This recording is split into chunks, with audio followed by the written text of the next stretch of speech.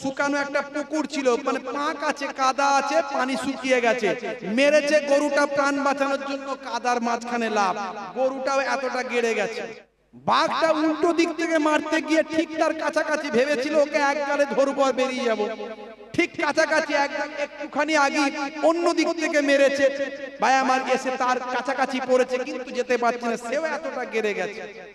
বুঝতে পারছেন, বাঘও খেঁচাখেচি করছে, গরু শান্ত মেজাজে আছে, বাঘ খেঁচাখেচি করছে, গরুটা হাসছে, বলছে শোন পাগল, তুই লাফালাফি করছিস, আমাকে খেতে পারবি না, কারণ যে জায়গায় পড়েছিস আর উঠতে পারবি না, আর আমিও উঠতে পারবো না, কিন্তু তুই এখানে পড়ে মরে শেষ হয়ে যাবি, আমি কিন্তু মরবো না। বলে কেন?